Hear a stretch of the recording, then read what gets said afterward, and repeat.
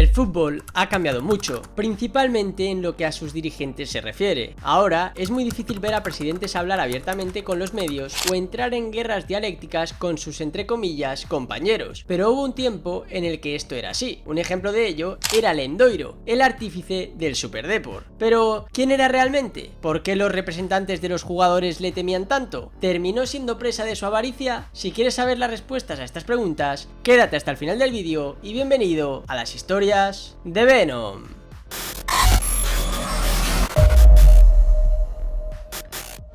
Los años 90, una época en la que en cierta medida muchas de las cosas que a día de hoy conocemos eran muy pero que muy diferentes, incluyendo el fútbol. Este deporte, en su etapa más moderna, está prácticamente centrado en la figura del jugador, quedando dirigentes, salvo ciertas excepciones, en un segundo plano. No obstante, en aquellos tiempos los presidentes de los equipos de España tenían un protagonismo enorme, algunos incluso fuera de lo común. Eran unos personajes, y había casos en los que su poder e influencia en las masas era enorme. Combinaban su faceta de presidentes deportivos con la de políticos o de grandes empresarios, y a diferencia de lo que ocurriría tiempo después, se conocía mucho sobre ellos. Eran hombres sin pelos en la lengua, que no temían a exponerse en público y comentar todo aquello que les parecía o se les pasaba por la mente. Esta circunstancia llegó a tal magnitud que en los estadios había dos tipos de cámaras, las que enfocaban al césped y las que estaban pendientes de todos y cada uno de los movimientos que se producían en el palco. Los periodistas se frotaban las manos cada vez que el árbitro pitaba el final y por los pasillos de la zona noble empezaban a cocerse muchas sorpresas. En este sentido, son varios los nombres que podemos recordar: Caneda, Del Nido, Gaspar, Lopera, Gil o Lendoiro. Precisamente en este último nos vamos a detener, porque fue uno de los principales artífices del Superdeport. Augusto Joaquín César Lendoiro nació en Corcubión, un municipio de La Coruña, en el año 1945. Estudió Derecho y llegó a ejercer la profesión de maestro. No obstante, su verdadera pasión era el deporte, especialmente el fútbol. Por eso, a los 15 años de edad, ya se hizo cargo de la presidencia de un club amateur del fútbol gallego como es el Ural.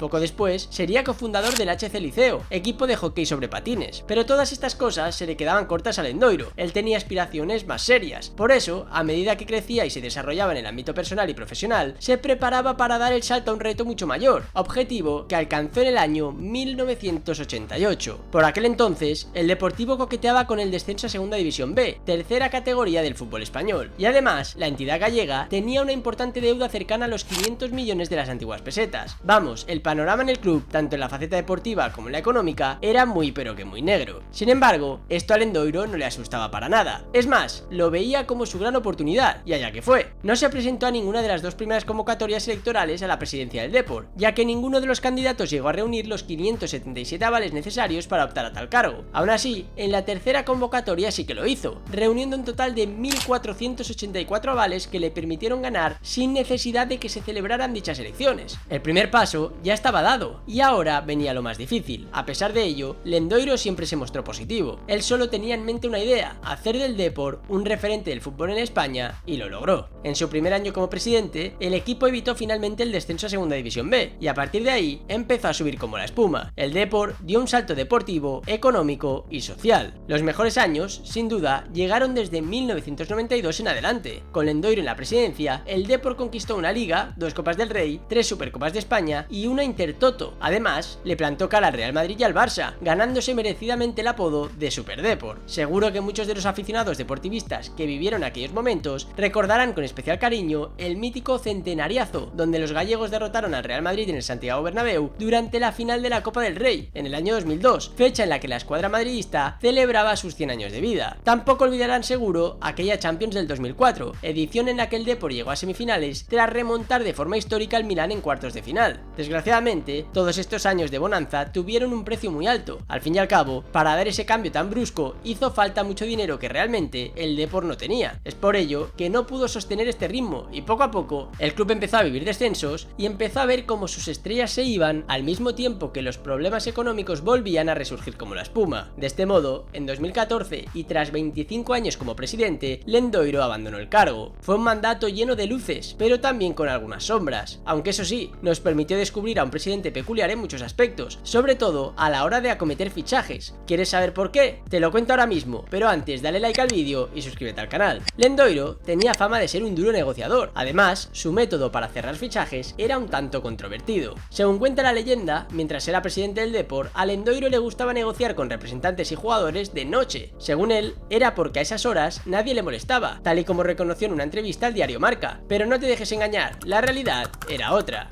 Él montaba cenas donde se comía, se reía y sobre todo se bebía. Cuando ya había alguna que otra copa de más, era cuando Lendoiro aprovechaba para iniciar las negociaciones. El propio Lendoiro contó una vez que un día se sentaron a cenar a las 10 de la noche y que se levantaron a las 12 del mediodía siguiente, con todo firmado. Ya te puedes imaginar, este era el modus operandi de un Lendoiro que cerró grandes fichas y formalizó también muy buenas ventas para su Depor. Como anécdota, en 2013 saltó la noticia de que debía casi 107.000 euros en cenas al restaurante coruñés El Manjar, uno de sus puntos clave donde solía negociar. De todas esas grandes operaciones, hubo dos que significaron mucho para Lendoiro, ya que fueron muy correosas. Una fue la de Bebeto, internacional brasileño pretendido por el Borussia de Dortmund, y la otra, Mauro Silva, historia viva del Depor. De ambos fichajes, habló en una entrevista a Babel. Era impensable en aquella época que el Deportivo le arrebatase un futbolista al Borussia de Dortmund, que era el no va más del fútbol europeo. Y además trajimos a Mauro Silva. Fueron dos negociaciones brutales en una semana. Fue uno de los viajes más productivos de la historia del Depor. Pero Lendoiro no siempre ganaba, obviamente. De hecho, hubo un jugador que deseó con locura y cuyo fichaje se truncó en el último momento. Ese fue Samuel Eto'o, quien en aquellos años todavía era un joven futbolista que apenas gozaba de minutos en el Real Madrid. Así contaba Lendoiro en The Objective cómo transcurrió aquella operación. Ya teníamos firmado el acuerdo con Florentino como parte del traspaso de Flavio al Real Madrid, pero Eto'o se negó rotundamente. Como has podido comprobar, a Augusto César Lendoiro no le ha temblado nunca la voz a la hora de hablar de ciertos temas. Es más, en la entrevista mencionada anteriormente, publicada en el año 2022, contó cosas que generaron bastante polémica. Una de ellas fue la costumbre de intentar amañar partidos. Esto respondía Lendoiro cuando el periodista le preguntaba si alguna vez había recibido una propuesta para amañar un encuentro. No, pero las he sufrido con la triste consecuencia de que el Depor bajó a segunda. Por citar solo dos claros ejemplos, citaría el Levante Zaragoza y el Pacto de Llanes entre Sporting y Racing de Santander, que contó con la participación mediática de Revilla, el presidente de Cantabria, que incluso presumió de su intervención en el amaño. Existió una época que algunos clubes se ponían de acuerdo, tras conocerse el calendario, en amañar los resultados de las últimas jornadas en base a las necesidades de los equipos. Y por último, en esa entrevista, reveló otra anécdota curiosa y que tiene que ver con el Real Madrid, y ese centenariazo que te he contado antes. Él se fijaba mucho en los pequeños detalles, lo tenía todo calculado, y en estas frases lo demuestra. En el sorteo de campo en el centenariazo, estaba obsesionado con elegir el campo que sabía que enfadaba al Real Madrid y a su afición. Le insistí mucho a Fran en ese sentido. Cuando comprobé que nos había tocado elegir y Fran lo había hecho según lo acordado, le di una palmada en la rodilla a Manuel Fraga, presidente de la Xunta de Galicia, que estaba sentado a mi lado, al tiempo que le susurraba: presidente, ganamos fijo. Fraga me miró incrédulo y debió pensar: este se ha vuelto loco. Pero la verdad es que ganamos.